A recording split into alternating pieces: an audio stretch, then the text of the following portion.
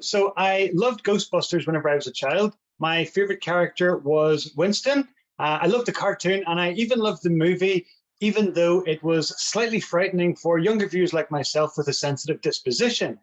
So back in Christmas 1997, I had asked Santa for the Ghostbusters Firehouse playset.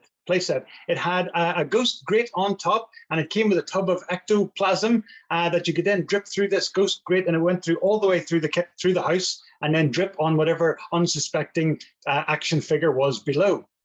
There was also an authentic fire pole. So the likes of Egon, Ray, Winston, or Peter, they could slide all the way from the top all the way down to the bottom for lots of ghost-centric adventures. It was by far the largest toy that I'd requested so far. Now, my uncle is 2 years older than I am, and he seemed a world wiser than me and to me. He regaled me with stories of how toy companies would stitch like dead rats inside teddy bears rather than the soft teddy bear foam that you would expect to be in the stuffing. And he had also told me that he would be getting the car from Smokey and the Bandit whenever he passed his test. And of course, he was passing his test this year at the grand old age of 10, because he said that he had proven to them through this video game or other in the Amstrad that he was one of the world's best drivers. So we had lots of these stories going around. And one day, while in my bedroom, he asked me, as all kids did back then, he says, "What are you getting for Christmas?" It always seemed like a rather crude way to put it. You know, what are you getting for Christmas? So how I would always reply is I would reply, "This year, I would like," and then whatever the thing was. So this year I said, I would like a Ghostbusters Firehouse. And he was much too old and mature at the grand old age of 10 to appreciate all the play benefits of such a toy, so I decided to keep them to myself. And he told me on that year, Christmas of 1987, he said, "Santa is not real because I have seen your Ghostbusters house stored in my house." Silence. My little mind processed this new information. You see, while it did make sense to me that cautious parents would store the goodies elsewhere just in case some curious child would uncover where the Christmas bounty was and find them early, after all, this exact scenario proves that case to be true. So my mind shaped various outcomes and different scenarios about this statement, and my heart captured onto one now undeniable truth. I was getting a Ghostbusters Firehouse. Yes, I was thrilled. I was so excited. Oh, there was so much that I just couldn't. I was too young and too excited to really process the nature of grief about the loss of Santa and the death of this kind of generous, if not slightly creepy relative. But there it was. I was getting a Ghostbusters Firehouse. I was over the moon. Ghostbusters Firehouse. I would gently say these words. They would form in my mouth whenever I was bored at school, which was often, or if I was eating my evening dinners and my mind would just sort of drift off. I would often spend ages daydreaming about the different specters that would be captured, marshmallow men that would be skewered and then toasted. Oh, Christmas morning. So as usual, my older sister Demelza, she would bound into my room, and as a family, we would walk down the stairs together. The theme tune of Ghostbusters going through my head. Who are you going to call? Ghostbusters. So as we came to the door, then my dad, as he always did, he cautiously opened the door. We were all behind him just in case Santa was still there laying out the loot. But of course, I kept up the charade because it was for the benefit of Demelza. She was just still a child, you see, you know, but I was onto their game.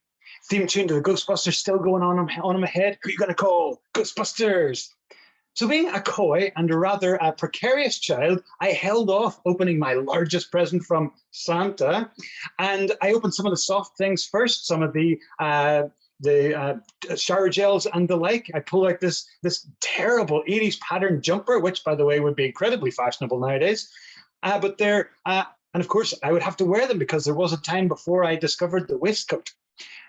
So I opened one box and to reveal this odd Frankenstein-looking thing. It was a lorry front. It was all like black and shiny. It had like flames up the side, big exhaust, massive spoiler. So I wasn't entirely sure how this was. It didn't have the sleek lines of a race car. It didn't have the functionality of a lorry. So I wasn't really sure how I was supposed to play with this thing.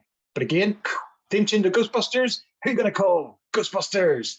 Now the time came to open and enjoy my new Ghostbusters firehouse. So I picked up the largest gift, and from the debris of all discarded wrapping paper, obscene sweaters and shower gels and what have you, I was quite surprised by the weight of the thing. I knew this was clearly a product of quality. So I started to tear open the paper, and then I saw underneath was this polystyrene base. See, back in the 80s, we weren't that concerned about what you would like package your item with. So this wasn't sort of that unheard for, but it did let me know that I've got the thing upside down. So as I flipped over this massive thing, the sheet just cascaded off. And here in my hand, I held my wonderful new Skeletric set. I was like, what? 4 lanes of light up front? The box lied to me. It wasn't even a Skeletric set. It was some kind of off-brand Famicom or Sumitomo or something equally vague. Dazed. I now had this new information in my head that I had to process. So wait, Santa's not real because he saw my Ghostbusters firehouse in his house, but then I didn't get a firehouse. So wait, is Santa real?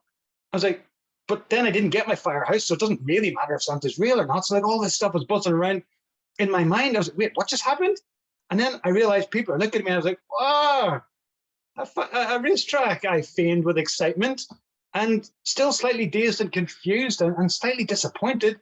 I was playing with my sister's Lights Alive while dinner then was being prepared. Lights Alive's a fabulous toy, by the way. If you don't remember it, it was like this large box thing. It had a tray on top and a light inside, but it had like rows and rows of bubbles, which you push down with like different tools, which then would allow the lights to shine through. Fabulous toy.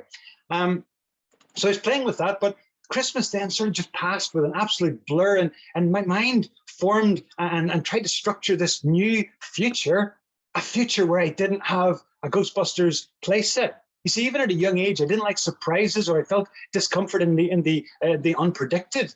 And you see, for one thing, if you don't know what you're getting, that's fine. But if you think you're getting one thing and then you get another thing, that's really uncomfortable.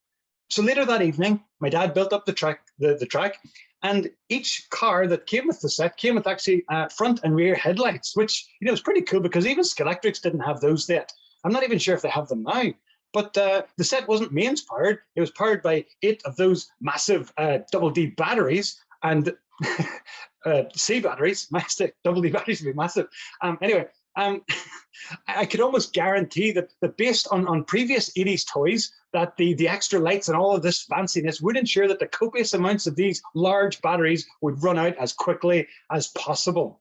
So that night, along with some cozy turkey and cheese toasties and the smell of slur just marinating in the air, the 4 of us, we sat down together and we raced and we laughed and we enjoyed and played together until the headlights of those little cars dimmed and that we had expended all of the energy out of each and every massive C battery. You see, I didn't appreciate it at the time, but looking back from this side of history, but the 4 of us playing together, the 4 of us laughing and enjoying each other's company, that would become one of my most special memories. I look back on that memory often of that Christmas. So in 1998, my younger sister then would be born. So consequently, our 5 would then, or our 4 would become 5. And in consequent years, we would then become a 3 and then a 2. And see, Christmas ads, just as Mary was saying, Christmas ads, they speak about what it would be to give this perfect gift or what item you require to make Christmas or make this the best Christmas ever. But if at Christmas time you find yourself surrounded by the people that you love the most, or the most significant people in your life, or if they're by your side, then any Christmas will be perfect. And that even if it doesn't come with a tub of ectoplasm and an authentic fire pole. Merry Christmas. Thanks very much, Herbie. That's fantastic. I do remember looking with great envy at those firehouses from Ghostbusters myself, but never got one. And I also actually remember looking with deep puzzlement and asking, why does Santa have the same handwriting as Mum? And I was told to stop asking questions.